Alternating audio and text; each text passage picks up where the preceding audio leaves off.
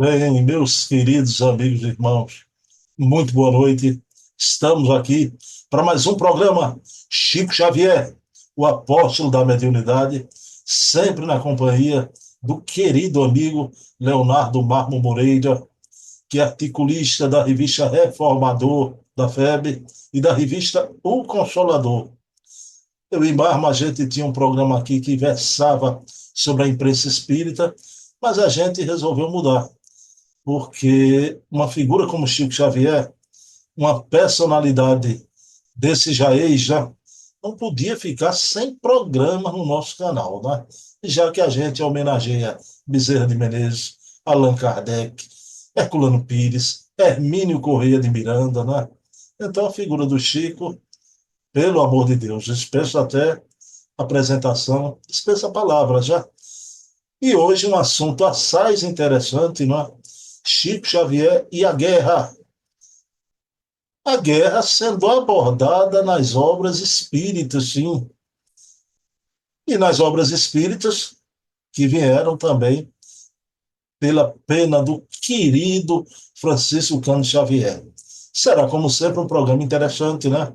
Eu e Marmo, a gente tem uma sintonia fina, né? É impressionante. Eu e Marmo foi um encontro maravilhoso, porque a gente parece que foi configurado igual no plano espiritual, né? E a gente pensa igual em absolutamente tudo nas questões da doutrina. Tem sido uma coisa impressionante até para mim, né? Então, vamos iniciar elevando o pensamento a Deus, agradecendo ao nosso Pai de bondade infinita por mais essa oportunidade de aqui debatermos, reverenciarmos a obra do querido Chico Xavier. Tudo que veio pela sua psicografia santa. E que na noite de hoje possamos debater o tema a guerra. Então, pedindo permissão a Jesus, a quem tudo devemos, iniciamos o nosso programa da noite de hoje. Pessoal, deixa eu colocar aqui Marmo para conversar com a gente 2 minutinhos. Bem, meus queridos amigos e irmãos, muito boa noite. Já estamos aqui com Leonardo Marmo para mais um programaço Chico Xavier, o apóstolo da mediunidade.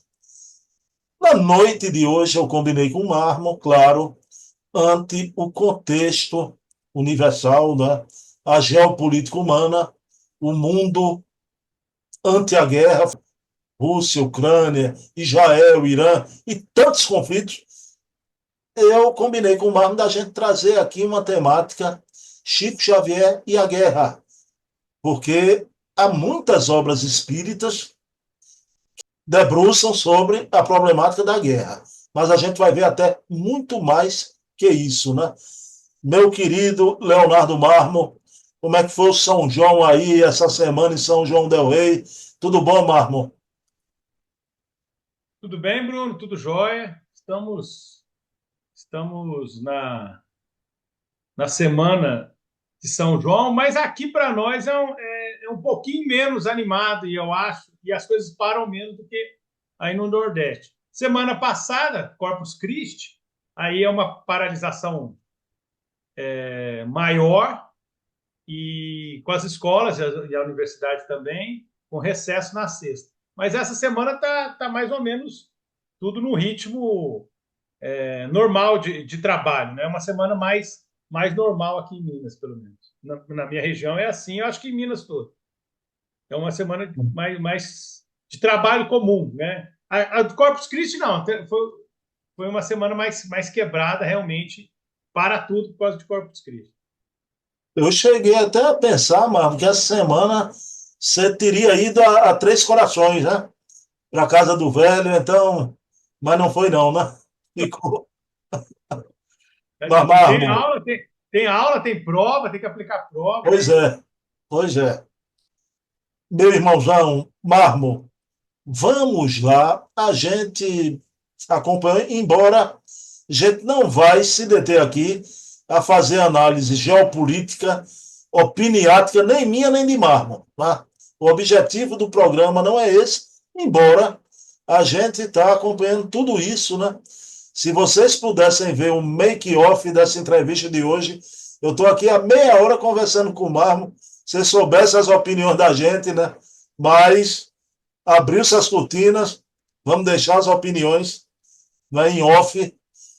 Mas, Leonardo Marmo, o espiritismo e a guerra. Ah, mas a gente sabe a ancestralidade da guerra.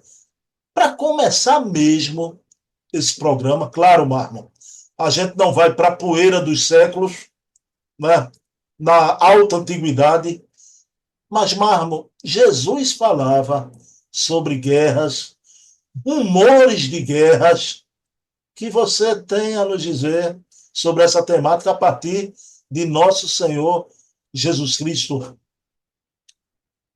Jesus tem algumas passagens atribuídas ao mestre que a gente acredita que realmente são legítimas pela sua profundidade, pela sua capacidade de síntese, em que realmente Jesus mostra conhecer a alma humana e conhecer os mecanismos sociais de organização humana e das ocorrências históricas que nos perturbam, né? Por exemplo, na área religiosa, é muito comum, Bruno, a gente associar a guerra ao apocalipse, ao julgamento, ao destino, às implicações escatológicas, né, como se diz, o que vai acontecer com o espírito no final, o juízo final, o julgamento final, a segunda vinda de Cristo. Tudo isso está associado muitas vezes a essa ansiedade, essa preocupação que a gente tem com a guerra.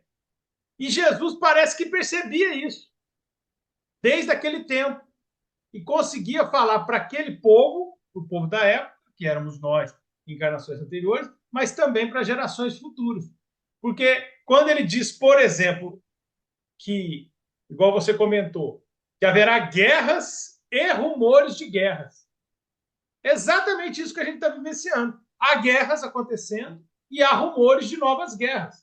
E há uma ansiedade muito grande do ser humano, religioso ou não, em relação ao destino da humanidade e as implicações que isso poderia ter para toda a nossa vida, né? Nas implicações individuais, familiares e coletivas da sociedade.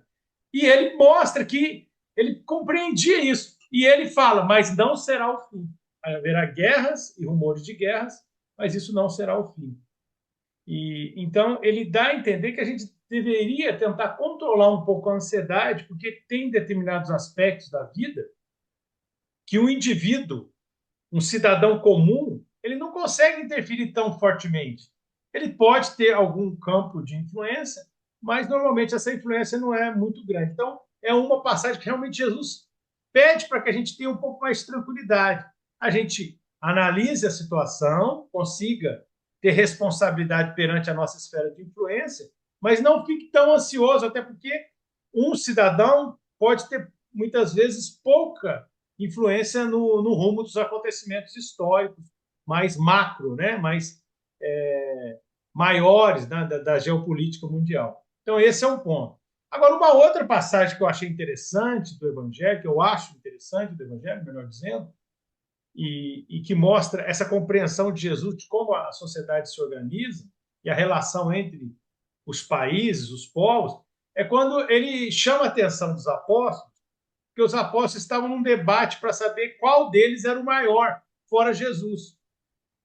E aí Jesus chama a atenção deles e diz o seguinte, que os príncipes das nações as tomam para si, que não fosse assim conosco, que a gente não agisse assim. Principalmente aqueles que estão comprometidos com o evangelho, com a espiritualização da terra. No caso, ele estava falando para os apóstolos, especificamente, mas no sentido geral para todos, mas especificamente para os apóstolos. Que não fosse assim entre eles. Que aquele que quisesse ser o maior, que fosse o servo dos outros, que fosse o servo de todos. Então, ele nem fala para a pessoa não querer ser o maior, ele nem combate essa pretensão, essa aspiração. Ele não combate, mas ele busca espiritualizar e tornar essa aspiração mais proativa, mais produtiva para a pessoa e para os outros. Então, você quer ser o maior? Que seja, mas que seja o maior na ação, na assistência, na contribuição em relação aos outros.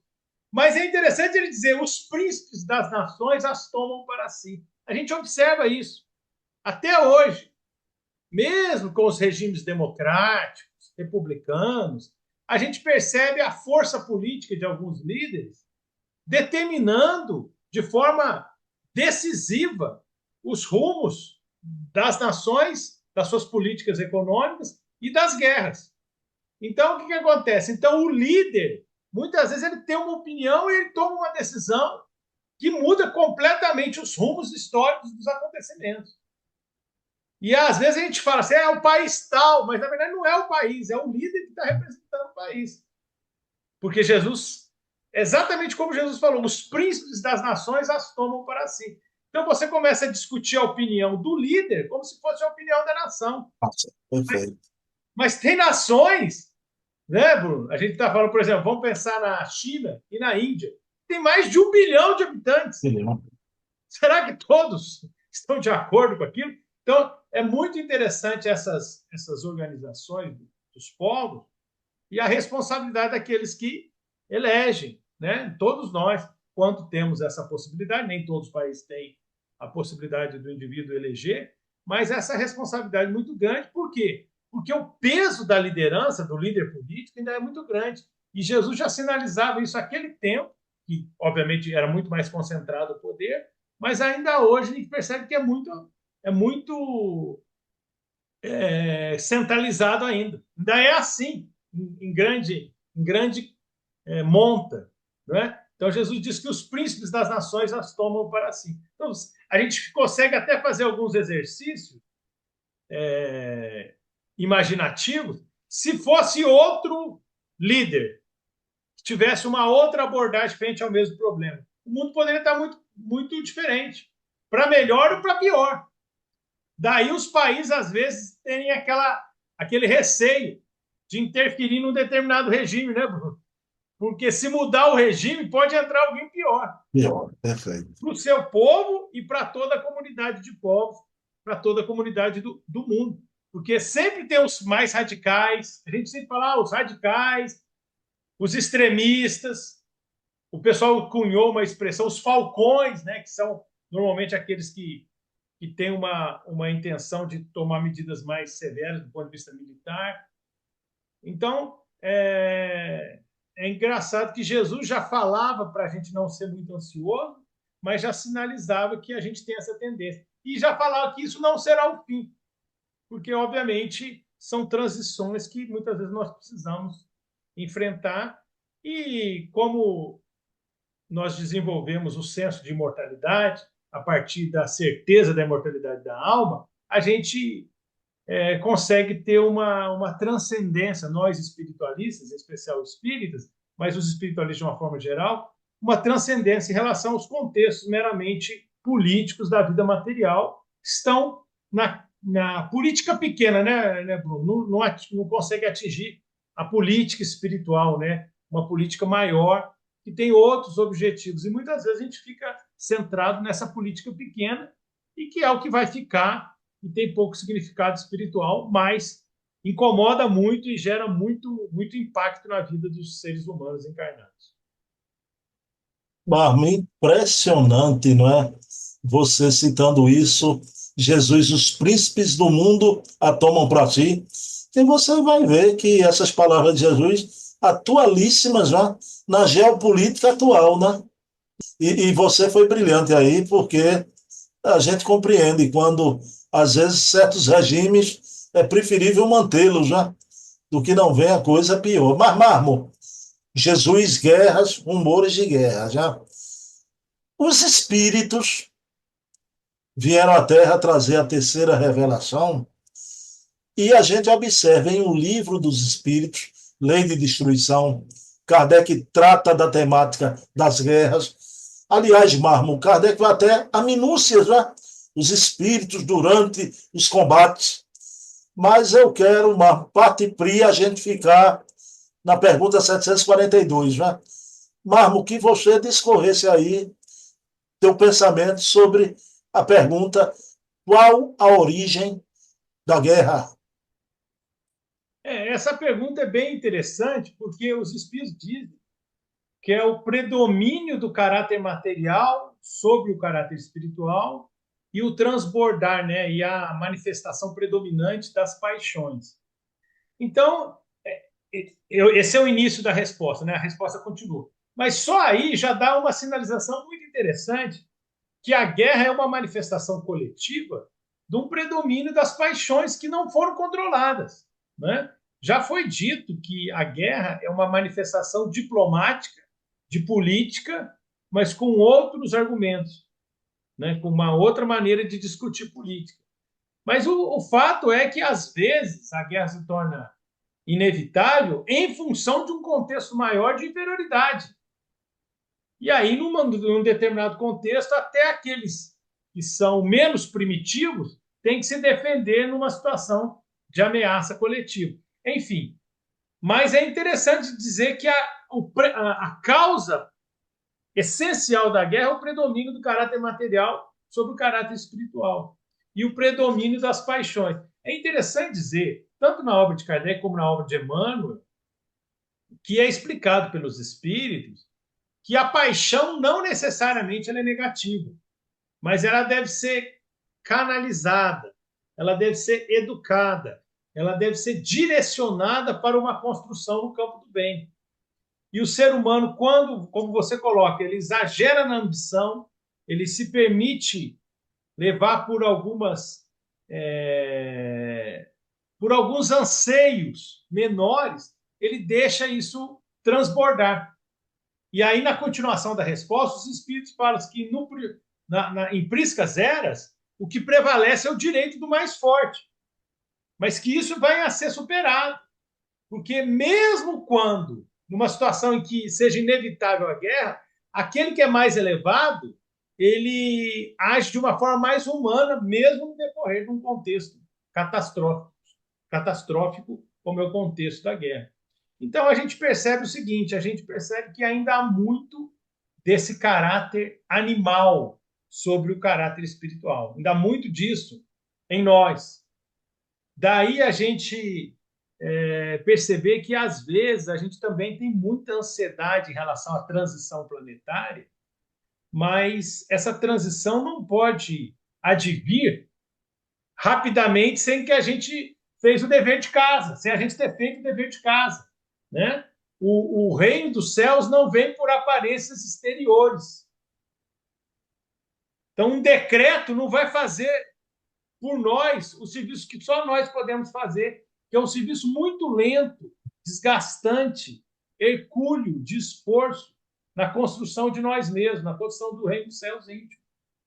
Eu acho interessante, Bruno, no livro Voltei, do João Jacó, Frederico Figner, por duas vezes, no início do livro e no final do livro, o irmão Jacó, Fred Figner, diz, nos debates, apresenta a informação de que 2/3 da humanidade ainda estão caminhando do primitivismo para a inteligência e da inteligência para a razão. 2/3. E só 1/3 está caminhando da inteligência e da razão para níveis maiores de ética, de bondade, de solidariedade. 1/3. E 2/3 ainda está em níveis muito primitivos. Ora, a população da Terra está aumentando. Passamos de 8 bilhões. No tempo de Napoleão, entre Napoleão e Kardec, a gente estava passando de 1 bilhão. No início do século XIX, a gente chegou em 1 bilhão por primeira vez na história. E agora temos mais de 8 bilhões. Essa base populacional maior permite que a gente tenha muitos espíritos de diferentes condições. A gente até já conversou um pouquinho aqui em outra ocasião, Bruno, em outra oportunidade, sobre as crianças, né? As crianças da atualidade. Você tem de tudo. Tem crianças que são muito espiritualizadas, mas tem crianças que são muito cruéis. E os adultos também, porque vem espíritos com culturas, com afinidades, com predisposições, com histórico no mundo espiritual em encarnações passadas, muito variado. E, obviamente, isso se manifesta nas coletividades afins, de acordo com essa cultura. Então, nós não devemos nos precipitar, precisamos fazer um trabalho de base, porque às vezes a gente está muito preocupado com questúnculas, com detalhes do nosso processo evolutivo, mas o processo fundamental nosso não foi conquistado ainda. Será que eu seria um líder melhor Será que eu, se eu fosse um príncipe de uma nação, eu seria um príncipe de uma nação melhor? Eu conseguiria decidir melhor à luz dos conhecimentos que eu tenho? Então, é uma tarefa de grande responsabilidade e que muitos se equivocam. Daí, muitas vezes, os espíritos dizerem que a riqueza e o poder são uma prova mais difícil do que a pobreza. Por quê? Porque a pobreza ela tem uma ação mais limitada. Você tem restrição de recursos. Então, se você ainda é um espírito limitado, você não tem tantos recursos para agir de forma que atinja a vida de muitas pessoas. E o poder e a riqueza conseguem fazer com que você consiga impactar um número muito maior de pessoas. E isso traz uma responsabilidade espiritual muito grande. Aliás, a última questão desse tópico sobre a guerra no Livro dos Espíritos fala sobre isso. Que esses líderes que levam os seus povos para o desgaste da guerra e as suas consequências têm uma responsabilidade muito grande e que será cobrado deles no, no suceder dos séculos essas responsabilidades pelo impacto que eles causaram na vida dos outros. Leonardo Marmo, você citando aí o irmão Jacó, na obra Voltei, né? Que 2/3 da humanidade estão transitando ainda da animalidade para a inteligência, e 1/3 apenas, né, da inteligência para a ética, para a intuição. Não responda aqui agora, eu vou ligar para você depois, que eu fiquei com a curiosidade, né? Leonardo Marmo, eu e tu, a gente está nos 2/3 ou no 1/3? Eu ligo para você depois para a gente conversar sobre isso, viu? Então, deixa quieto. De repente a gente está naquele 1/3 ali digamos que o terço do meio, né? O terço dos 2/3 que está tentando, de repente, É, não resolver. a gente já está no esforço de estratificar mais ainda o negócio para não caber, viu? Criar uma substituição. O terço que está nem lá nem cá. Talvez. Mas eu gostei muito, você disse também que essa história de transição planetária, essa construção parte da gente individualmente, né?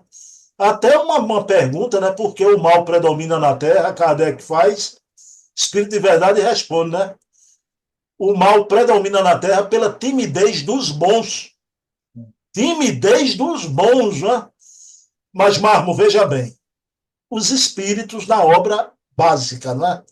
Mas também nas obras subsidiárias, a gente tem diversos apontamentos, desde os clássicos, a gente ainda hoje vai tratar aqui, como na obra psicografada, afinal estamos num programa sobre Chico Xavier, na obra do Chico, não é? Leonardo Marmo, e mais de um espírito aborda a problemática da guerra na obra do Chico. Mas, Marmo, onde começa a temática da guerra na obra de Chico Xavier? Eu acredito, Bruno, que a obra que inicia uma discussão, pelo menos de mais fôlego, sobre o problema da guerra, na literatura produzida por Chico Xavier, é a obra Emanuel, ou Emmanuel, como queira, que é uma obra do mentor espiritual Emanuel, que tem o nome dele, e que foi publicada em 37. 37. Portanto, aproximadamente 2 anos antes do início da Segunda Guerra Mundial, que, segundo os dados históricos, teria começado no dia 1º de setembro de 39, quando a Alemanha invade a Polônia. E, por consequência, 2 dias ou 3 dias depois,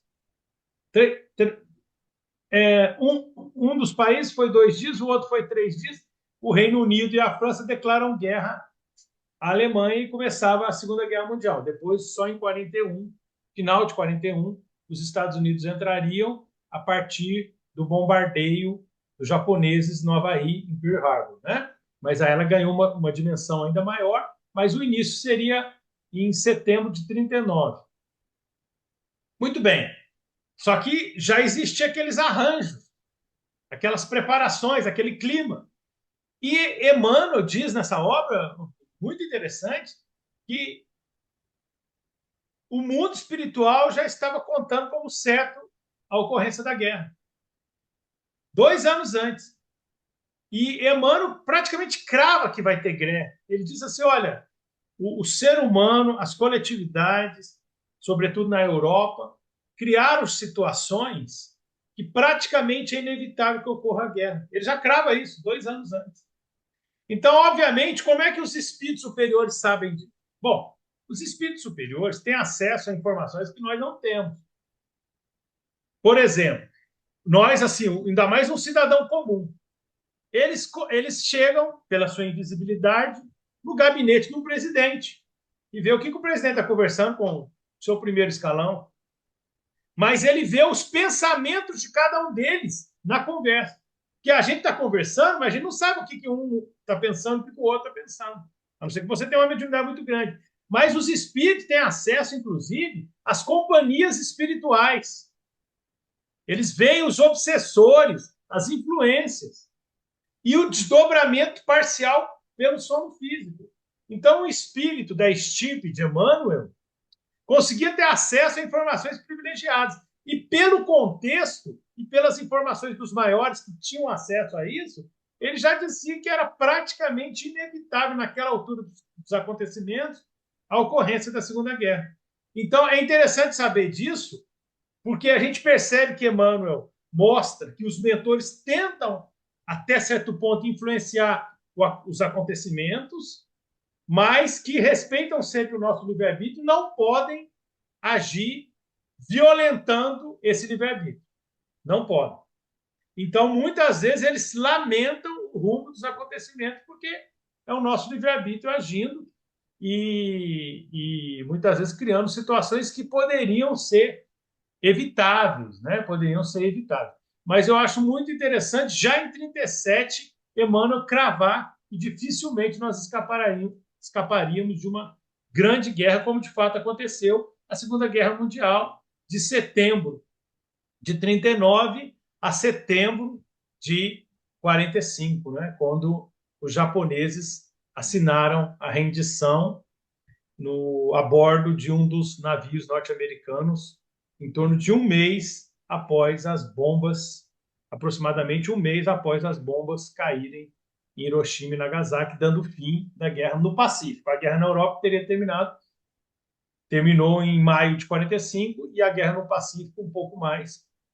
Em agosto caem as bombas, em setembro a guerra termina definitivamente de 45. Mas Emmanuel já via isso como uma realidade quase inevitável. Então, os espíritos estudam o contexto geográfico, geopolítico, eles estudam, tentam influenciar, mas eles têm limites. E o limite da influência é esse que a gente discute muito na doutrina espírita. É o nosso livre-arbítrio. O livre-arbítrio do indivíduo e o livre-arbítrio das coletividades também. Marmo, você citou aí a obra Emmanuel, eh, capa verdinha, tua capa é aquela verdinha, não é? E o Emmanuel ali, o Chico recebeu essa obra na sua juventude, né? Marmo, eu reputo essa obra, fora os romances históricos já, da parte doutrinária da obra do Chico, para mim é a melhor de todas, eu acho. Inclusive a análise que ele faz da Igreja Católica é impressionante. Para quem diz que o Emmanuel é religiosista, igrejeiro, você vê como ele analisa a igreja no momento histórico de uma forma, de uma dureza impressionante. Mas, Marmon, você falou. E ele chega a dizer assim: eu posso dizer que eu fui padre, eu sou Pois padre. é. E ele faz uma crítica, eu lembro, acho que é o capítulo 8, uma crítica muito dura à confissão auricular. Né? Ele não gosta da confissão auricular, ele acha que isso viola a privacidade da pessoa, ele acha um absurdo, ele acha uma violência, e ele critica exatamente a atitude, muitas vezes, de homens, que no caso é o padre, ouvindo confissões íntimas de mulheres. Ele acha que isso é indevido, né? Faz algumas reflexões muito interessantes e que alguns acham até muito duro do Emmanuel. Eu já vi companheiros dentro do movimento espírita e fora utilizarem o livro do Emmanuel para fazer críticas a uma atitude bastante enfática de Emmanuel, né? Mas é interessante o que você está falando. Vai contra muitas opiniões que no movimento espírita se elaborou a respeito do benfeitor espiritual, que vai contra o que o pessoal acha que ele é, né, Bruno? Vai um pouco na contramão disso aí, você tem razão. Mas veja bem, você falou que o Emmanuel, na obra Emmanuel, né, faz a previsão, ele crava, né? Mas, Marvel, eu queria te perguntar sobre outra obra, A Caminho da Luz, né? No finzinho da obra, uma mensagem, aquela mensagem que o Emmanuel diz que a Terra passaria por uma tempestade de sangue, de lágrimas, tal, tal, tal. Mas há um momento, quando eu li isso há 40 anos atrás, Marvel, tá? Eu não levei muito em conta. Hoje, você vê que no panorama atual começa a se tornar uma realidade, né? Quando Emmanuel diz que a superioridade europeia desaparecerá para sempre, né? Como é que você vê isso, essa passagem, Marlon? O livro A Caminho da Luz é um livro bem interessante nesse sentido, Bruno, porque isso que você está colocando, a gente vê bem no livro. Dá-se a entender que os mentores tentam influenciar os rumos dos acontecimentos visando o melhor para a humanidade, mas que nem sempre a gente consegue captar. Aquilo que acontece individualmente acontece pelas coletividades. Por quê? Porque também tem um caráter individual, né? O líder. O líder, às vezes, está obsidiado, ele está fascinado. E eles não conseguem ter uma influência efetiva nos companheiros que têm esses cargos diretivos em relação aos destinos dos povos. Eu lembro de uma passagem que ele fala no Caminho da Luz, que eles fizeram de tudo para conservar o Império Romano, porque a queda do Império Romano representaria um retrocesso, uma dificuldade durante um certo tempo na evolução da história da humanidade. E até eles trabalham um pouco com o Império Carolíngio, né? Carlos Magno, Filipe, e toda aquela parte de Carlos Magno, daquele Sacro Império Romano Germânico, na tentativa de conservar algo da estrutura que vinha do Império Romano, porque era uma estrutura importante do ponto de vista da evolução da civilização. Que cair num feudalismo mais brutal seria um retrocesso na evolução dos costumes, no crescimento espiritual. Então, eles trabalham isso. E é interessante ele colocar essa previsão de estagnação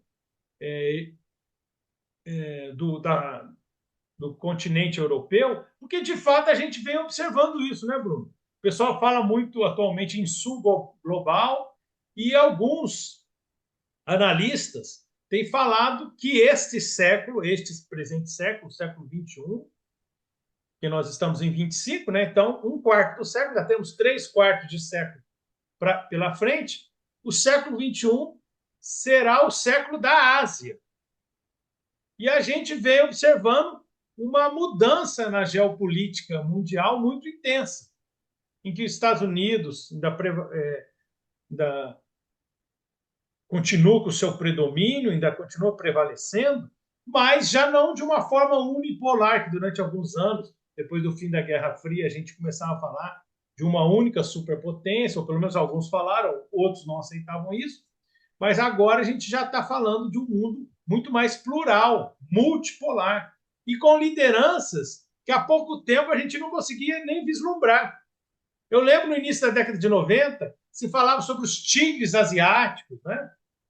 Os tigres asiáticos, e depois parece que aquilo ficou um pouco estagnado, porque o Japão não avançou tanto, né? O Japão teve uma estagnação econômica, uma influência menor, e alguns tigres asiáticos tiveram alguma crise, aquilo ficou meio que em stand-by, até vir a China de carona nesse movimento, mas com muito mais população, de uma forma muito mais sustentável, né?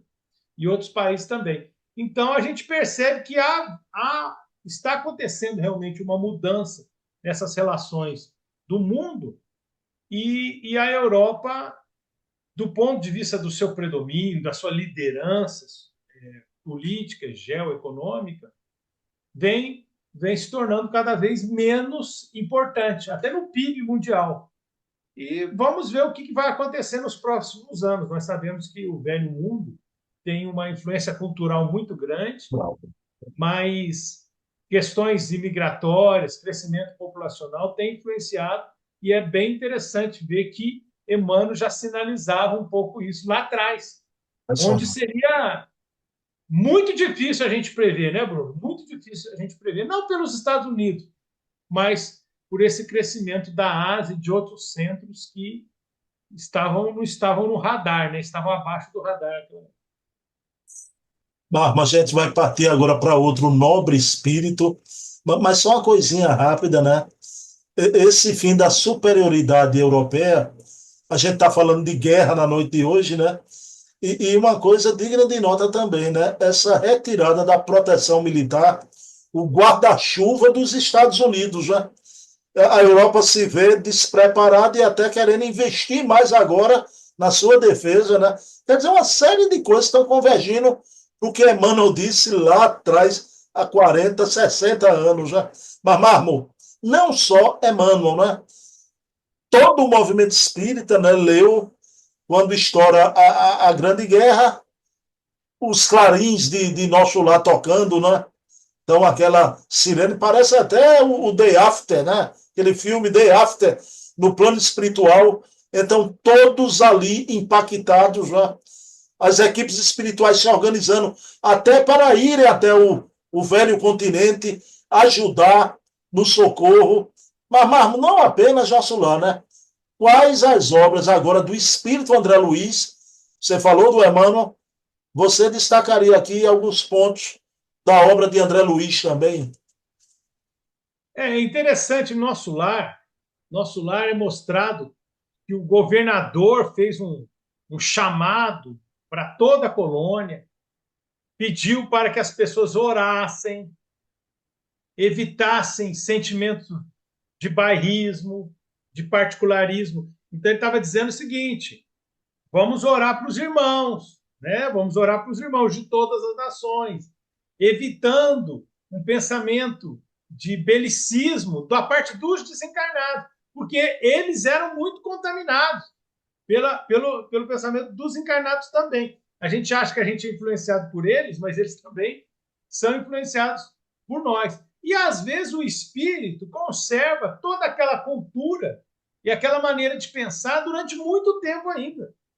Não é só depois, na hora da morte, não, demora muito tempo. Eu lembro de uma senhora que estava preocupada, porque ela sofreu muito no casamento. E ela estava preocupada se os alemães iam chegar em Portugal e iam matar o marido dela, porque ela não queria que o marido desencarnasse para não encontrá-lo no mundo espiritual. E aí, isso em Portugal, hein? Vai vendo. Aí a companheira dela falou: não, fique tranquila, porque pelo que eu conheço do seu marido, ele jamais venceria as barreiras vibratórias para chegar em nosso lar.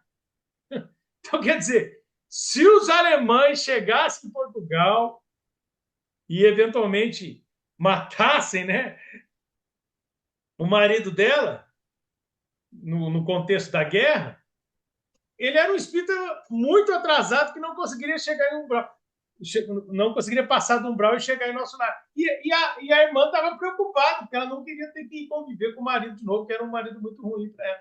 Então você vê como é que é a preocupação do espírito desencarnado. Se o espírito não adquire uma lucidez, uma compreensão maior, ele vai ser chocado com a informação da morte, vai aprender muita coisa, mas isso não vai fazer com que ele se torne um sábio, né?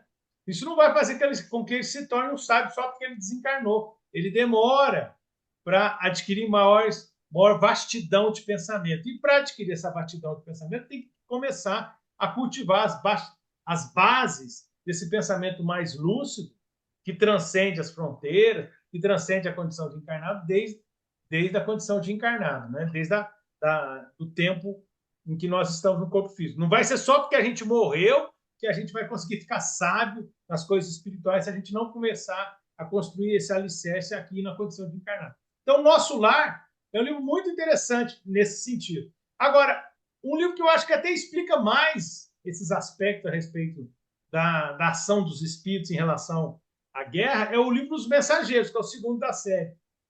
Porque os Mensageiros diz o seguinte: todos nós no planeta temos responsabilidade pelo que está acontecendo e devemos ajudar os irmãos.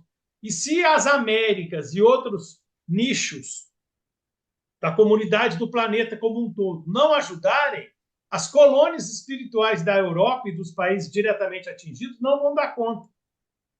Então, o que eles faziam? Eles mandavam um intérprete, digamos, da Alemanha, da Itália, da França, da Inglaterra, um intérprete ou um enfermeiro, ou um intérprete enfermeiro, uma pessoa da área de saúde que soubesse lidar melhor com a linguagem, e 50 doentes.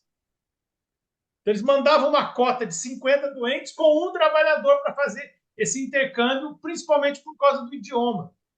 Então, olha só, nós estamos trabalhando ainda numa faixa que o idioma impõe restrições à comunicação dos espíritos. Então, eles precisavam mandar um trabalhador. E mandavam 50, um para fazer esse meio de campo, para diminuir a sobrecarga que os espíritos que desencarnavam, ainda batalhando no mundo espiritual, ainda guerreando em zonas enfermiças do mundo espiritual, era muito grande. Se a gente não diluísse, a gente não conseguiria oxigenar, entre aspas, a psicosfera do ambiente espiritual para que lenta e gradualmente os espíritos conseguissem superar aquela tendência à guerra. Então, isso é discutido também no livro dos Mensageiros. E há uma informação interessante, porque se estava ruim, se estava uma tensão em nosso lar, em Moradia, que é uma colônia que é citada, estava muito pior. Se Campo da Paz estava pior do que nosso lar, que é uma colônia mais próxima, Moradia ainda estava pior. Então, as colônias mais próximas da Terra eram aquelas que sentiam mais o impacto da perturbação dos espíritos que estavam comprometidos com a guerra ou estavam ansiosos em função da guerra. E aí os irmãos tinham que fazer essa influência para tentar diluir esse impacto espiritual e também assistir os irmãos encarnados. Porque, por exemplo, nosso lar fala sobre o Ministério da Comunicação, que é um ministério que, entre outras coisas, atende às nossas preces, influencia, tenta ajudar os encarnados nas suas tarefas. Você imagina o tanto de pedidos que eles recebiam, desesperados, numa época de guerra. Os irmãos dos países mais atingidos não estavam dando conta. Aliás, há uma informação muito interessante, Bruno, de Chico Xavier, que Emmanuel, na época da guerra, por 2 anos, deixou o Chico com um companheiro espiritual, porque ele teve que ajudar irmãos da Grécia. Porque Emmanuel, e Chico também, mas Emmanuel tinha compromisso com o pessoal da Grécia. A gente lembra da encarnação dele como escravo Nestório. Então, ele tinha laços familiares com aquele povo, que estava sofrendo muito por causa da guerra, e teve que deixar o Chico durante um tempo, sem a sua ação direta, para auxiliar irmãos que estavam muito necessitados de amparo espiritual. Então, o Emmanuel teve que ir lá durante um tempo e deixou outros companheiros trabalhando com o Chico, porque a mediunidade do Chico era muito valiosa para perder aquele tempo da juventude dele. Mas o Emmanuel não podia participar diretamente porque isso foi requisitado dentro dessa circunstância, né, da luta física propriamente dita da Segunda Guerra Mundial, foi ajudar o pessoal da Grécia. Então, o mundo espiritual também é influenciado pelo nosso contexto, e a obra de André Luiz mostra bastante isso para nós. Marmo, você citou aí Nosso Lar e os Mensageiros, né? Eu quero te fazer uma pergunta, não em caráter absoluto, né? De outra obra do Chico, que é Obreiros da Vida Eterna. Marmo, tem aqui um capítulo, capítulo 10, Fogo Purificador. Veja bem a pergunta que eu te faço, né? Hermes Trismegistus, lá no Egito Antigo, dizia, né? O que está em cima está embaixo, né? Então, veja bem. O mundo material é uma cópia acanhada do mundo espiritual. Então, há certa similitude em algumas coisas. É nesse caráter de similitude. Claro que não é guerra, Marmon. Eu não estou te perguntando se a gente pode dizer que isso seria uma guerra em caráter universal no plano espiritual. Mas, no aspecto regional, em determinada região, aqui fala que os espíritos utilizavam petardos magnéticos já. Então, incendiavam certas regiões, as quais ocorriam até, Leonardo Marmo, um movimento migratório de espíritos. Quer dizer, um símbolo do que acontece nas guerras aqui, não é? Eu queria muito ouvir, meu amigo, você sempre muito inteligente, né? Então, eu gosto muito de como você articula as ideias, se analisasse esse fogo purificador e essa migração de espíritos, Marlon. Você coloca muito bem, né? O espírito Mesmer, na codificação, ele já fala exatamente isso, né? Que não é o mundo espiritual que é uma cópia do mundo físico, é o mundo físico é uma cópia imperfeita do mundo espiritual. Divaldo diz que tudo que tem aqui, praticamente tudo que tem aqui, tem lá, só que lá tem muito mais. Então, quase tudo que tem aqui tem lá, só que lá tem muito mais. O leque de possibilidades é muito maior, até porque a população é muito maior e os níveis de materialidade do perispírito, com as suas consequências em termos de ambiente, também vão ser variados, né? Em termos de materialidade dos respectivos ambientes para cada espírito, que repercute nas diferentes materialidades das colônias espirituais que esses espíritos habitam. Muito bem. Mas isso que você está colocando é verdade. Você tem, por exemplo, forças policiais. Seria algo semelhante. A gente percebe na obra de André Luiz, na obra da Dona Ivone do Amaral Pereira, na obra de Manuel Filomeno de Miranda, que muitas excursões em regiões perigosas é feito com alguns animais, alguns cães, alguns animais que atuavam para proteger determinadas caravanas. E você tem determinados elementos que funcionavam como guarda-costas. E você percebe na obra de André Luiz, e também na obra de Manuel Filomeno de Miranda, e também na obra de Dona Ivone, uma espécie de cerca elétrica, um muro alto, cerca elétrica, para proteção dentro daquele nível de materialidade que o perispírito daqueles que estavam fora dos muros poderiam atingir a colônia dos que estavam dentro dos muros naquela faixa de vibração. Aí você fala, mas a faixa de vibração não bloqueia os espíritos que estão com o perispírito mais sutil. Mas esse não precisa bloquear, porque esses são superiores. Quem que entra direto, que não é bloqueado? Quem tem o perispírito mais sutil. Quem tem o perispírito mais sutil é o espírito superior, só vai lá para ajudar. Não é? Mas os que têm de materialidade igual para pior, podem entrar lá para prejudicar. Então, isso acontece, isso que você está colocando é verdade. Você tem situações semelhantes às situações que a gente encontra aqui no mundo físico, associadas àquilo que nós chamamos de segurança pública, não é? O livro Libertação, por exemplo. O livro Libertação tem momentos que parece um livro de espionagem, Pois porque é. eles se infiltram nas regiões inferiores sem se identificar, sem fazer uma auto-identificação. A equipe de André Luiz. Então vai lá, Matilde, né? O Gúbio, a turma toda lá agindo de Padre, forma. Padre Hipólito, Luciana, né? Exatamente. E eles vão, assim, disfarçados, ganhando a confiança, lógico, com uma finalidade de agir no campo do bem. Mas no primeiro momento eles não se apresentam, senão seriam rechaçados logo de cara. Então há uma estratégia de ação. E a questão do fogo depurador é uma questão interessante, porque os espíritos precisam fazer uma certa limpeza de determinadas regiões, que acabam tendo uma concentração muito grande de fluidos muito deletérios. Não é? Eu lembro até, numa comparação bem grosseira, lá do problema em São Paulo da Cracolândia. Tentaram acabar com a Cracolândia, mas em determinado momento a coisa não funcionou porque aquilo se espalhou por toda a cidade. Então acabou que ela foi regenerada.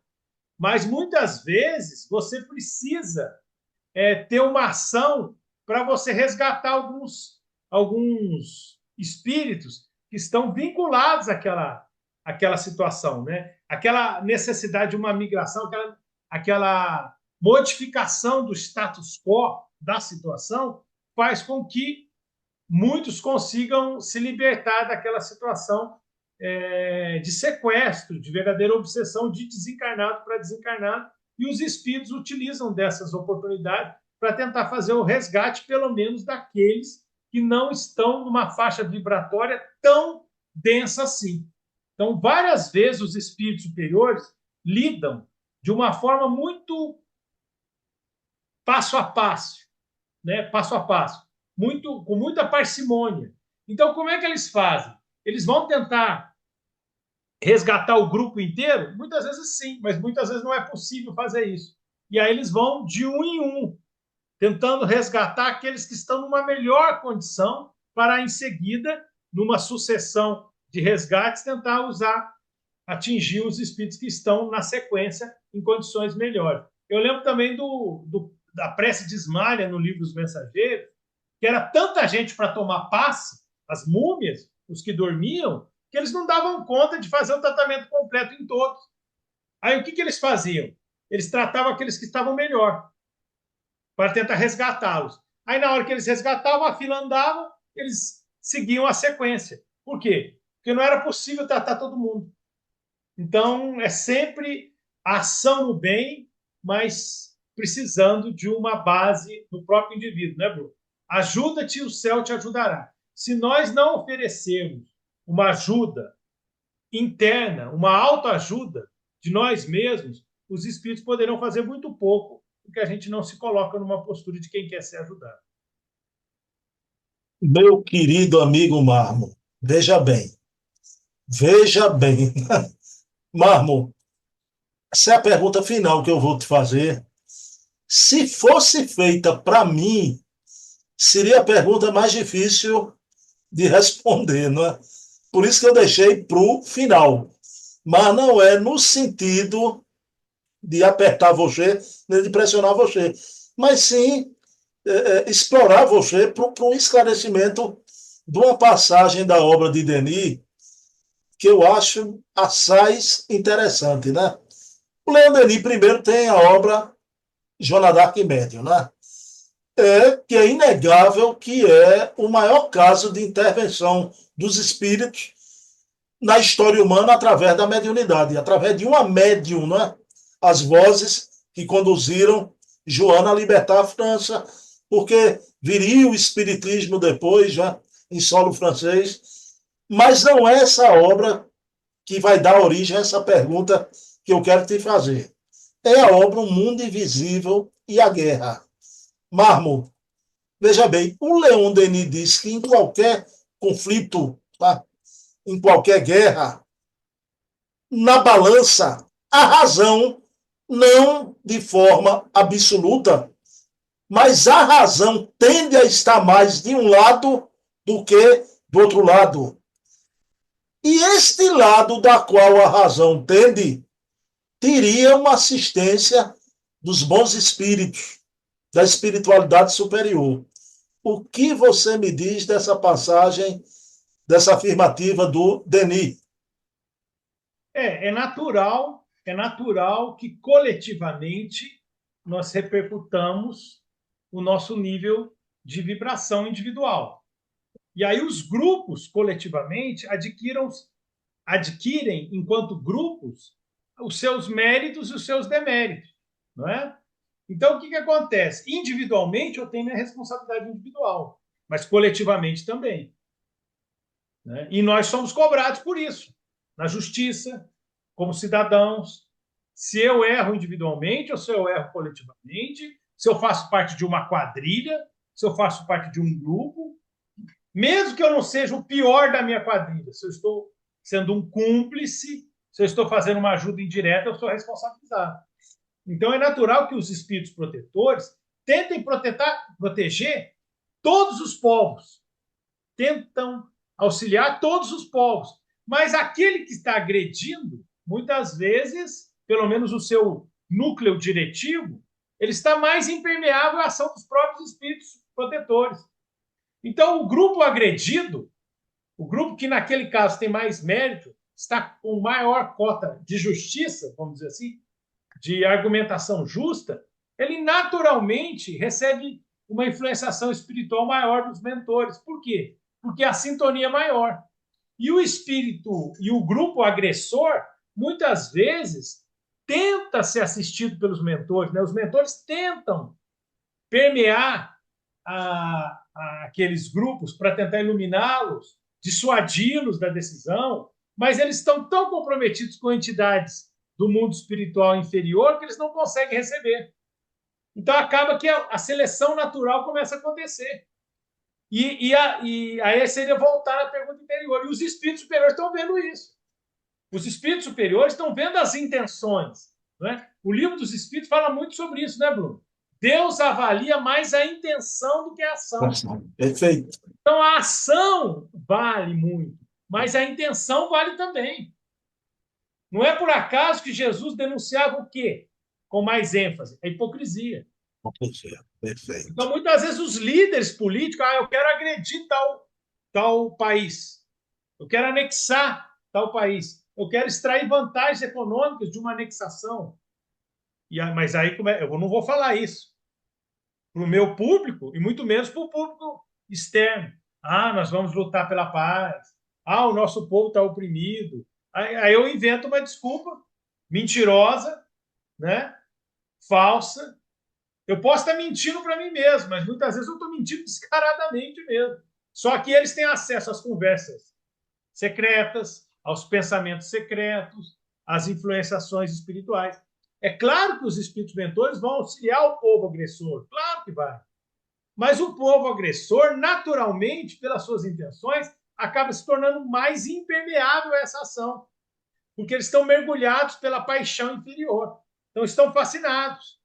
Quando eu, individualmente, decido fazer o erro, cometer o erro, a minha consciência está gritando para eu não cometer. Mas eu crio subterfúgios porque eu me deixei levar pelas paixões inferiores. E os espíritos conseguem perceber isso com muito mais clareza do que a gente consegue. Então, eles tentam ajudar, sim, os povos agressores, os povos que estão mais errados, mas muitas vezes a influência vai ser mais efetiva nos povos agredidos. Então, naturalmente, eles vão acabar auxiliando mais os agredidos, porque eles vão estar numa sintonia espiritual mais predisposta ao recebimento. Agora, a gente tem que tomar cuidado, porque, obviamente, lidando com coletividades, vão ter pessoas muito boas no povo agressor, não é? Então, a cada um é dado conforme suas obras. Mas esses mecanismos coletivos também acontecem. E a gente deve prestar bastante atenção nisso. Nós temos a nossa responsabilidade individual e a nossa responsabilidade coletiva. Sempre quando nós tomarmos uma decisão que influenciar a vida de outras pessoas e de um grupo maior, nós devemos tomar muito cuidado, porque as cotas de responsabilidade podem ser maiores. E nós devemos ter uma atenção maior, porque poderemos assinar documentos que vão nos comprometer por muito tempo. Então, se eu estou prejudicando a mim mesmo, eu já estou prejudicando a mim mesmo. Agora, se eu estou prejudicando a outras pessoas de caso pensado, com má intenção, eu crio compromissos espirituais que eu posso gastar muito tempo para resolver. Então, é muito séria essa questão. Agora, é interessante, né, Bruno, que a gente não esqueça de que a guerra coletivamente não deixa de ser um reflexo da guerra individual, das pequenas guerras. Então, eu devo construir paz para mim e ser um elemento gerador dessa paz para a coletividade. E, obviamente, estamos sujeitos a um monte de provas e expiações, temos que encarar isso com naturalidade, mas devemos fazer a nossa parte no nosso micro-universo consciencial e de relações pessoais para que a gente não tenha compromissos coletivos maiores se o nosso país, se o nosso povo, se o nosso grupo for um agressor ou agir de uma forma indevida do ponto de vista coletivo. E resposta, Leonardo Marmon. Bem, pessoal, a gente está encerrando aqui mais um programa, não é? Tivemos aqui, não é? Uma noite recheada de apontamentos interessantíssimos, né? Então, que lançam luz um problema que a humanidade está a viver, problema da guerra, né? Meu querido Leonardo Marmon, você podia fazer a prece final? Vamos lá. Deus, nosso Pai, Senhor Jesus, nosso mestre, amigos espirituais, Allan Kardec, nosso codificador, rogamos a proteção para esse momento que a humanidade precisa muito e rogamos a proteção para o nosso estado espiritual individual. Precisamos avançar, precisamos crescer, nós consigamos manter um nível vibratório mais elevado e uma atitude mais proativa no campo do bem. Muito obrigado, Senhor, muito obrigado pelas bênçãos, muito obrigado por esse momento, por essa reunião. O Senhor esteja conosco hoje e sempre, que assim seja. Assim seja, então, meus queridos irmãos. Mês de julho, logo ali, voltamos aqui com Leonardo Marmon para mais um programa Chico Xavier, o apóstolo da mediunidade. Quero dedicar esse programa a você, minha mãe Eva, Minha mãe linda, não te esqueço, e hoje habitando o plano espiritual. Fique em paz, mamãe. Meu querido Leonardo Marmo, quero desafiar você para um duelo. Um duelo. Eu vou usar o estandarte do meu Santa Cruz e você vem com a raposa. É caça a raposa. Aceita o duelo? Uma pequena guerra. E ainda bem que a Raposa, acho que ela tem mais condições, né? Se fosse o Coelhão, que também é um time que eu gosto, o Coelhão, acho que o Coelhinho é mais, tem mais dificuldade, né, para lidar. Olha o azul da raposa aqui em homenagem, né? E o Leonardo Marmo agora fala sobre Santa Cruz, sobre o nosso time. O nosso time, né? Marmo, abração, viu? Tudo de bom.